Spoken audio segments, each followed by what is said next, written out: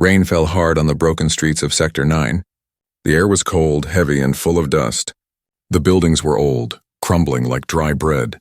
No one walked the streets at this hour, not unless they were desperate, and Milo was desperate. He moved through the shadows, his coat soaked, his boots splashing in dirty puddles. He was a human scavenger, one of the few who still stayed behind after the alien wars ended. Now the city was a graveyard of steel, silence and sadness, but to Milo it was home. He searched for scraps, wires, tools, anything he could trade for a meal. As he passed a narrow alley between two collapsed buildings, he heard something strange. It was faint, almost lost in the sound of rain. He stopped, turned his head, and listened. There it was again, a soft sound like a whisper. Milo slowly walked into the alley. The air was colder here. He saw piles of garbage, broken crates and torn cloth. Then he saw it, a large, torn sack lying near a rusted bin.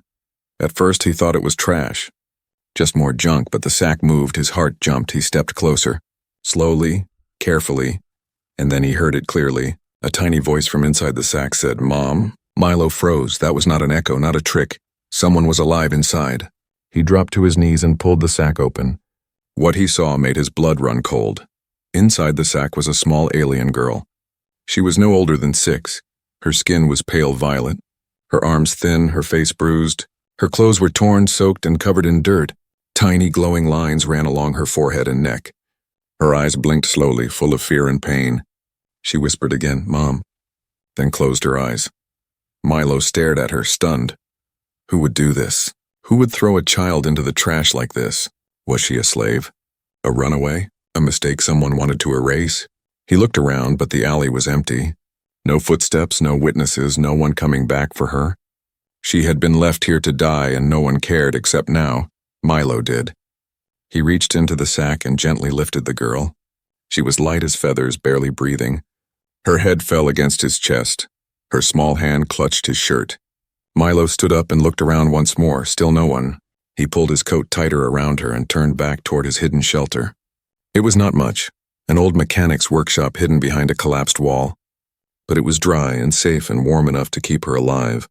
As he walked through the rain, the little girl murmured again, "Mom." Milo looked down at her. "I'm not your mom." "Kid," he whispered, but his voice cracked as he said it back at the workshop. Milo laid her gently on a pile of blankets.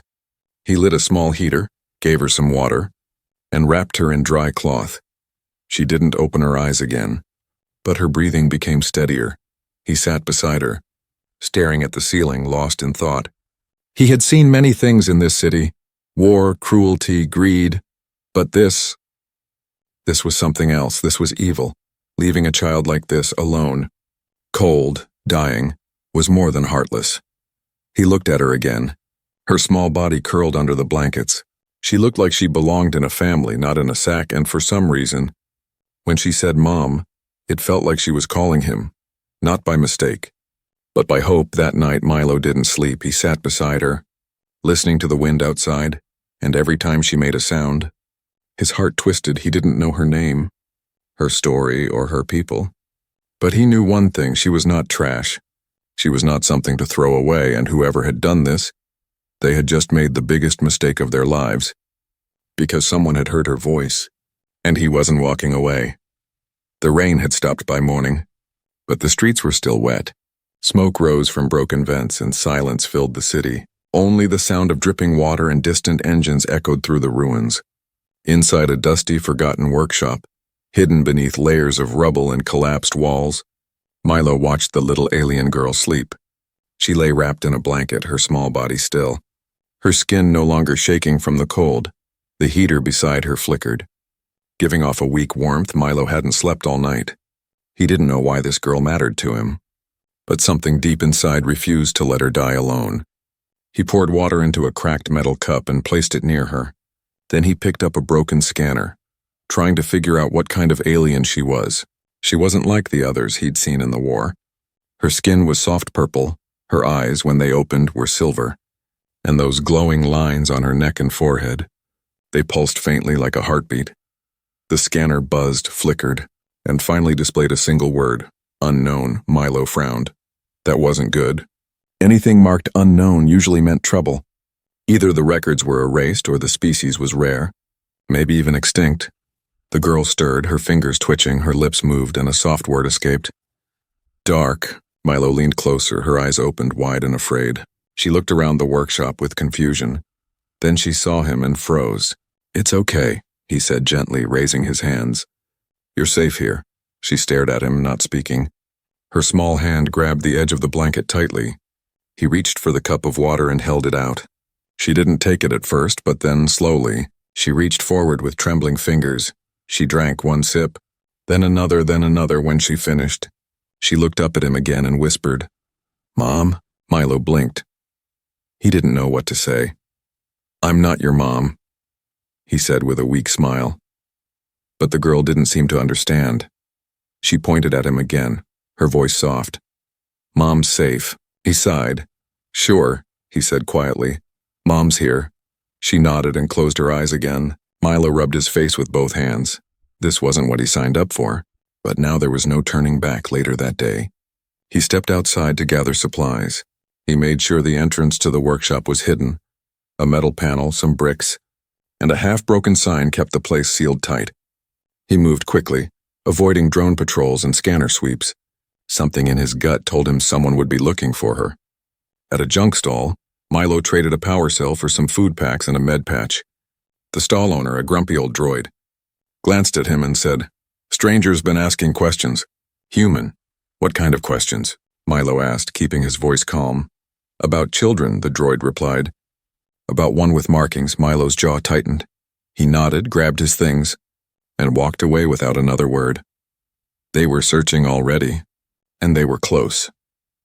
Back in the workshop, he found the girl awake, sitting up now. She had pulled the blanket around her like a shield. Her eyes followed him, still unsure. He crouched beside her, handed her a food pack, and said, "Eat." She sniffed it, then took a bite carefully. Watching him the entire time, "What's your name?" he asked. She tilted her head, thinking hard, then whispered, "Lena." "Lena," he repeated softly. "That's a nice name." She pointed to him again. "You?" "Milo," he said. "I'm Milo." She smiled for the first time. Just a little, then said, "Milo, Mom," he chuckled. "All right," he said. "Let's not tell anyone that." That night, as they sat together beside the heater, Milo heard something outside, a buzzing sound low and steady. He turned off the light, pulled Lena close, and waited. Through the cracks in the wall, he saw it, a black drone, floating silently above the street. It had no lights, no sounds, just the cold eye of a hunter. It hovered, scanned, then moved on. Milo didn't breathe until it was gone. They were definitely looking for someone, and he had just brought that someone into his life. He looked down at Lena, who had fallen asleep in his lap. She trusted him, called him Mom, and smiled when he spoke. He had no idea what she truly was or why someone wanted her gone. But now she was his responsibility, and no matter what came, he would protect her even if it meant war. 3 days had passed since Milo found the alien girl in the sack. 3 days of hiding, feeding, and hoping the drones would move on. But deep down, Milo knew they wouldn't stop. Not until they found her. Lena was stronger now. She could sit up without help, eat solid food, and even laugh softly when Milo pretended to trip over his own boots. She liked to sit near the heater, watching the sparks flicker. Sometimes, she would hum a strange tune, quiet and haunting. It made Milo feel both peaceful and sad at the same time. But something else had changed too. The glowing lines on her neck and forehead. They were brighter now, pulsing softly like light through water. At first, Milo thought it was just part of her healing. But last night, when she fell asleep in his lap, he noticed a new shape forming at the base of her neck, a circular mark, glowing faint blue with delicate lines forming a strange symbol. It looked like a seal, not a scar, not a wound, but something alive. Milo grabbed his old scanner, the one he used to check for radiation or tech fragments. He held it near the mark and the screen buzzed to life. For a moment it stayed blank, then numbers began to appear, strange codes, long strings of ancient data.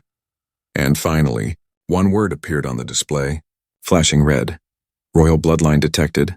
Milo blinked. "Royal," he whispered. He checked again, this time deeper into the scanner's system. Data flowed fast, too fast for him to read it all. But what he saw chilled him. Lena wasn't just some random alien child. She was part of a lost species once known as Alaran, a race believed to be extinct after the galactic purges. The Alaran weren't just powerful. They were feared because of their psychic abilities. They didn't fight with weapons. They fought with minds, with hearts, with memory. And if Lena truly was Alaran, that meant she had power inside her, power someone wanted erased forever.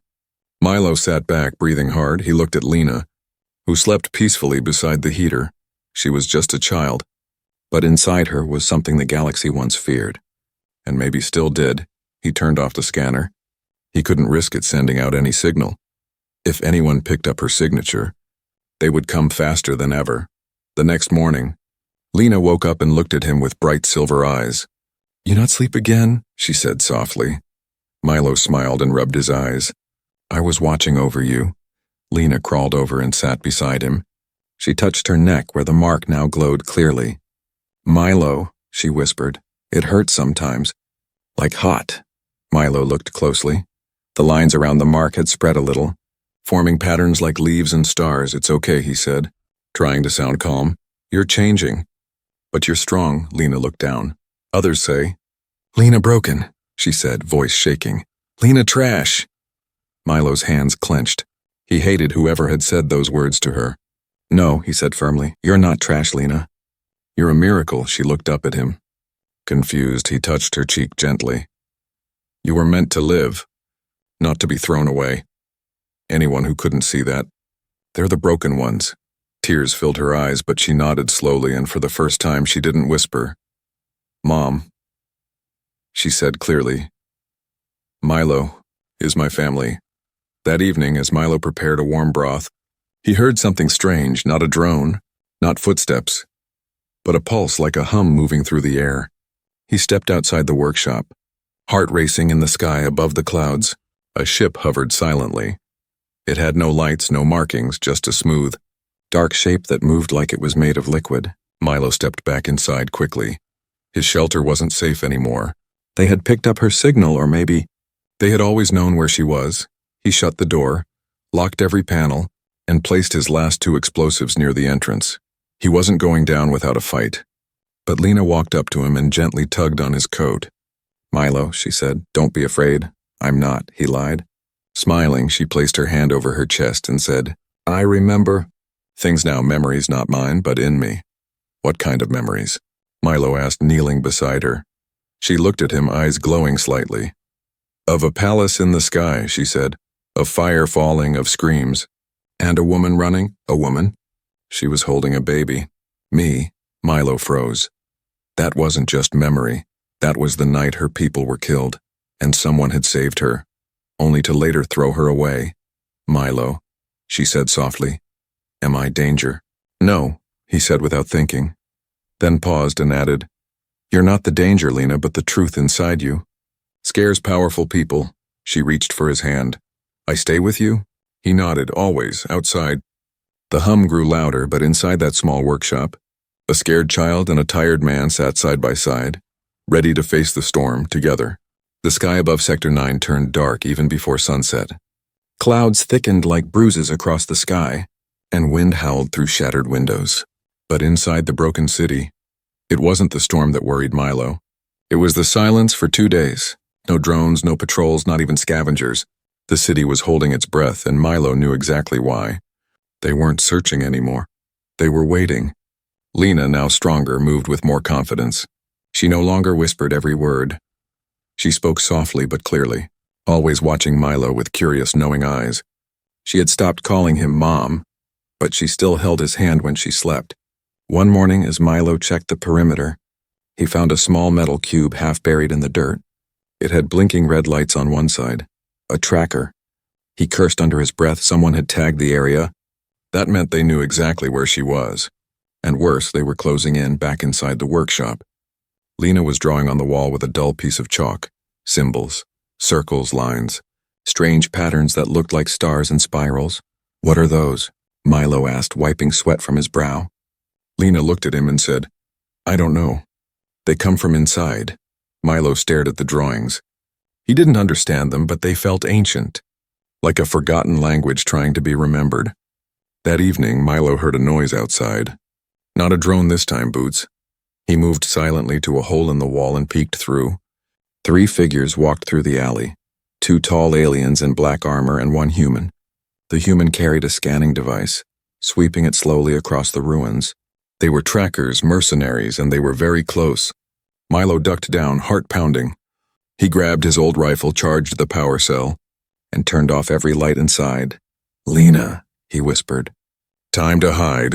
She nodded without fear, as if she knew this would happen. She crawled into a secret compartment Milo had carved behind an old engine block.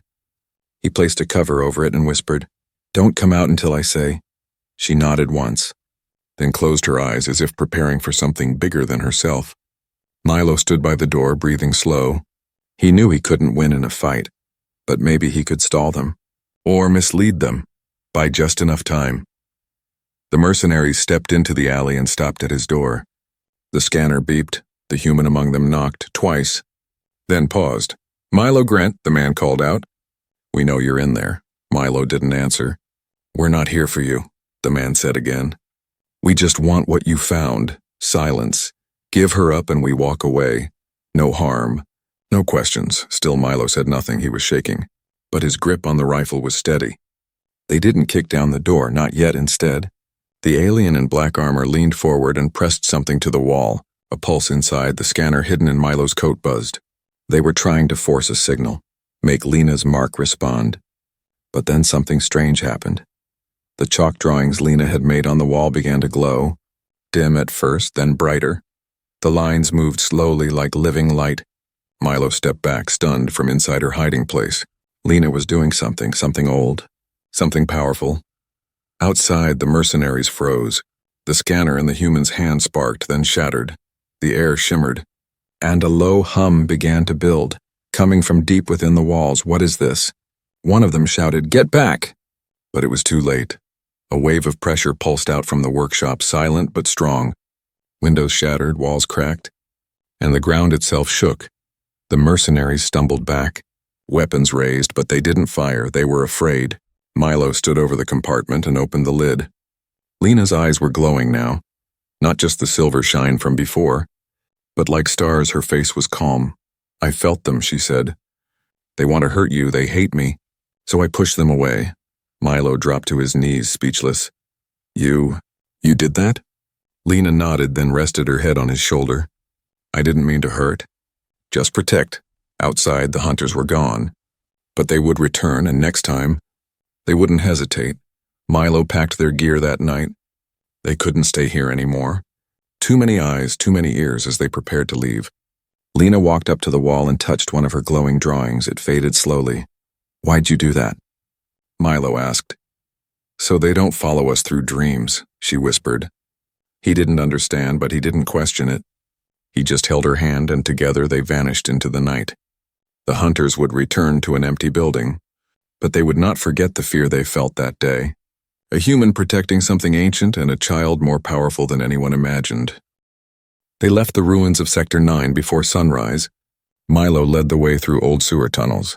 Carrying a backpack with food, water, and his broken rifle, Lena walked beside him, holding his hand tightly. Her glowing marks were dim now, resting, but her eyes still shimmered like moonlight. The city above them was waking up. Shuttles flew overhead. Loudspeakers echoed through empty streets. Milo knew it was only a matter of time before they locked down the whole district. Lena had done something impossible, and someone important would not let it go. They traveled for hours, through pipes, maintenance shafts, and forgotten tunnels, until they reached the edge of the lower city, a place Milo used to know well, the underframe. It was a hidden area, once used for storage during the war. Now it was a graveyard of machines and metal, but also a place where the scanners didn't reach, where secrets could stay hidden, at least for a little while. They found shelter in an old cargo hauler, rusted and cracked open like a broken shell. Milo set up the heater and gave Lena some warm broth. She sat quietly, watching the shadows dance on the metal walls. After a while, she spoke. "Milo." "Why do people want me gone?" Milo looked at her, his heart aching. "Because they don't understand what you are." "But I don't even know what I am," she whispered. He leaned closer. "You're Lena, that's enough." She shook her head slowly. When I sleep, I see things, she said. Places I've never been, stars I've never seen, and people who speak in my mind. Milo frowned. Voices. She nodded. One voice, actually. A woman. She says, remember. That night, as Lena slept curled up in her blanket, Milo stepped outside the hauler. He needed air and time to think. He leaned against the wall and stared into the dark tunnels. Then he heard it. Not from Lena, not from any speaker, but from inside his mind. A whisper, soft, warm, familiar. You are seen, Milo Grant. He froze. The voice wasn't his. It felt like it came from the stars. Who's there? He whispered aloud. But no one answered. The next day, Lena woke early, already drawing with a bit of wire on the metal floor. Symbols again, but this time more complex, like a map. She pointed at one shape and said, This is where the voice comes from. What voice? Milo asked carefully. The one that called you last night. His blood ran cold. You heard it too? She nodded. It talks to both of us now. Milo crouched beside her and looked at the map. This place, is it real? I don't know, she said, but it wants us to go there. He stared at the drawing. A large structure near a mountain, marked with a ring and 6 dots around it. Old coordinates, buried memories. I've seen this, Milo whispered. Years ago, during his time in the war, he had passed by a forgotten base. Near the mountain range of Saran Delta, it was abandoned. But strange things were always said about it. People called it the Echo Vault, a place where energy didn't bounce, where sound vanished. But some claimed it was never empty, just listening. What's there? Lena asked. Milo didn't know, but he felt it in his bones. Whatever was calling them, it was connected to her. They packed their things and started the journey across the tunnels. No more hiding. They had to move because now the voice was guiding them. 3 days passed. They moved only at night. Resting during the day, sometimes Lena would stop and say, Not this way, and they'd turn around. She always knew when danger was ahead. Once, she pulled Milo into a collapsed storage bay just seconds before a bounty drone flew overhead. Her power was growing, but it wasn't violent. It was knowing. She could sense truth, lies, fear, and hope, and now she could reach Milo's mind without speaking. On the 4th night, they reached a high tunnel that opened to a broken skylight. Through the hole, stars shined above them. Lena stared up and whispered, She's up there. The one who saved me, she's waiting. Milo wrapped an arm around her. We'll find her, he said. Lena looked up at him. You're not afraid anymore. No, he replied. I'm angry, because the galaxy had tried to silence her, erase her, and now, her voice echoed in places they couldn't control. They walked onward, toward the old mountain range, toward the vault that once swallowed all sound, but now called out to a child who was never meant to survive, and to the man who had chosen to stand by her, not as her protector, not as her savior, but as her family. And in the silence between stars, a forgotten truth began to awaken. The sun never touched the mountains of Saran Delta. Black clouds moved slowly across the sky, like they were watching. The air was dry, full of dust and wind, and the silence was too deep to be natural. Milo and Lena stood on a ledge overlooking the valley. Below them, half buried in stone, was the old base they had seen in her drawing, a massive dome-shaped structure with rusted towers and broken gates. Once a military outpost, now forgotten by time, but the voice still called from within. Lena stared down at it, eyes wide. She's there, she whispered. The one who saved me. Milo looked at her with concern. Are you sure it's not a trap? She shook her head. No trap feels like this. It feels like home. They made their way down slowly, avoiding cracks in the rocks and unstable ground. When they reached the base, the front gate opened by itself. No sound, just smooth, silent motion, as if it had been waiting inside. The walls were dark and covered in moss. Lights flickered on one by one, following their steps. The air smelled like metal and old memory. They walked through long halls, past broken machines and empty rooms. Then Lena stopped. Her hand reached out and touched the wall. It lit up under her fingers. Glowing with the same lines that marked her skin, Milo watched in awe. You're connected to this place, he said. She nodded. It remembers me. They reached a chamber at the center of the base. There, floating in the air, was a silver cube. It pulsed with light and energy, and when Lena stepped forward, the cube opened. A hologram appeared, a tall alien woman with the same glowing lines and silver eyes. She looked tired, but her voice was clear. My daughter, the woman said. If you are seeing this... You survived, Lena gasped. That's her. That's my real mother, the hologram continued. They tried to kill us. They feared your gift, so we scattered. I sent you away hidden, praying that someone kind would find you. Milo's eyes welled with tears. She was talking about me, he whispered. I don't know who you are, the hologram said. But thank you if you're with her now. You are her protector, but soon, you must run, Lena looked confused. Run, why? The lights flickered and the room trembled. Then came the sound, engines. Loud, powerful, coming from the skies, Milo ran to the window. 3 black dropships were descending into the valley. No markings, no mercy. The hunters had found them again. We have to go, Milo said quickly, but where? Lena asked, voice shaking. Anywhere but here, he said. Then the cube glowed again and projected a map. A secret tunnel beneath the base, leading to a hidden landing pad beside it. An old but functional ship was marked in green. Escape. Lena touched the map and it vanished. I remember this path, she said. I'll lead us. They ran through the twisting hallways as dust began to fall from the ceiling. Explosions echoed outside. The hunters were breaking in. Milo kept his rifle ready. He knew he couldn't stop all of them, but he could buy Lena time. They reached the lower level, where a heavy blast door blocked the tunnel. Lena stepped forward and placed both hands on it. Her eyes glowed bright like burning stars. The door cracked, then slowly opened with a groan. The tunnel beyond was dark and narrow. They ran through it, breath sharp. Footsteps echoing at the far end. Light shined through, a wide hangar opened up before them, and there it was. A small, sleek ship covered in dust and vines. But intact, Milo sprinted toward it, lifting Lena into the hatch. He powered up the controls. The engine lights turned green. It still worked, but as he closed the hatch, the scanner beeped. A signal was locking onto them. Milo cursed under his breath. They're jamming the launch codes. Lena placed her hand on the dashboard. A glowing pulse ran from her skin into the controls.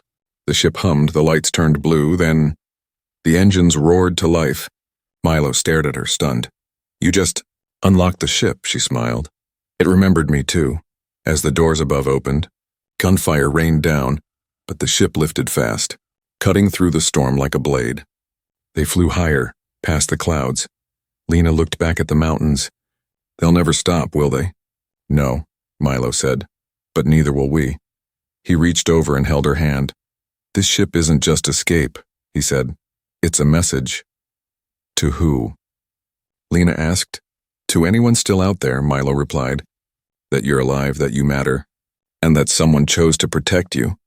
And as the stars opened before them, Lena smiled through her tears, because for the first time she felt free. The stars stretched endlessly before them. Milo leaned back in the pilot seat, his hands trembling. He had flown before, but never while being chased by warships. Beside him, Lena sat quietly, her glowing eyes scanning the stars. She wasn't scared, not anymore. They had escaped, but they weren't safe yet behind them. The system they fled from had gone silent. Too silent. Milo knew that meant something worse was coming. Not fast, but it would come. They won't follow us yet, Lena said softly, but others will. How do you know? Milo asked. The voice told me, she said. She's still with me. Milo nodded slowly. Lena's real mother, the one in the hologram, had passed on more than memory. She had passed on knowledge, and now that knowledge lived inside a little girl who had once been thrown away in a sack. Do you trust this voice? Milo asked gently. Lena smiled. It trusted you first. They drifted in deep space for a while, refueling at abandoned stations, keeping off all major channels. They were looking for a place to disappear, not just to hide, but to heal. Finally, on the edge of a dying star's orbit, they found it. A forgotten farming colony on a half-terraformed moon called Solari 3. No war, no ships, no scanners, just dust, crops, wind, and silence. Milo traded some old tech for land and a small cabin. The locals didn't ask questions. They'd seen too much in their lives to care who you were, only how you treated others. They built a life, slow, simple, quiet. Milo worked in the fields, fixing tools and trading parts. Lena helped the elder farmers, learning to plant seeds, clean water, and care for animals. But some nights, when the wind blew cold, Lena would wake from strange dreams. Visions of fire, stars collapsing, voices crying. Milo would sit beside her, hold her hand, and remind her, "You're not there anymore. You're safe here." One evening, Under a sky full of stars, the village held a festival. Milo sat with Lena near the fire as music played. A local elder woman approached and smiled at Lena. "You're a quiet one," she said kindly. "What's your name, child?" Lena paused. She looked at Milo, then down at her hands. Then she said softly, "My name is Luma." Milo blinked. "That's new," he said with a smile. She nodded. "Lena was the name they gave me," she whispered. "Luma is the name I give myself." The elder smiled and nodded. "The name you choose for yourself carries power," she said. "Use it well." From that day, everyone in the village called her Luma, and with each passing season she became stronger, not just in body but in spirit. Her marks glowed gently when she helped plants grow. She could calm wild animals with a touch, and when someone was hurt, her presence alone brought peace. But Milo noticed something else. Luma had stopped hiding her power, not because she was careless, but because she wasn't afraid anymore. She was still careful, still quiet, but she no longer saw herself as something broken. She was something becoming years past. The galaxy changed above them, new wars began, old empires fell, and whispers spread again of the Alaran, of a child who had survived, of a human who had protected her, of a voice that echoed across systems, not through weapons, but through acts of kindness. Milo grew older, slower, but never left Luma's side. He watched her become more than he ever imagined. Not a warrior, not a queen, but a healer, a teacher, a light. One day, as they sat watching the sun set over the fields, Luma turned to him and asked, "Do you think the galaxy will ever accept me?" He smiled, wrinkles lining his face. "I don't care if the galaxy accepts you," he said. "I accepted you." Tears welled in her eyes. "And that was enough," she whispered later that night. A small shuttle arrived quietly on the edge of the colony. 2 women stepped out, diplomats from a newly formed peace council. They had come not for war, not for arrest, but for help. They had heard of Luma, the girl who glowed like the stars, and they asked her to come speak, not as a survivor but as a symbol. Luma looked at Milo, unsure. He nodded slowly. "If you're ready," he said, "you should go." She wrapped her arms around him and whispered, "I won't leave forever. You're my home." And so, the girl who was once left in a sack, who whispered "Mom" to a human stranger in the rain, now stood before galaxies with a name of her own. A voice that once cried for help, now echoed with hope, and behind it all, one human's kindness had lit the path forever.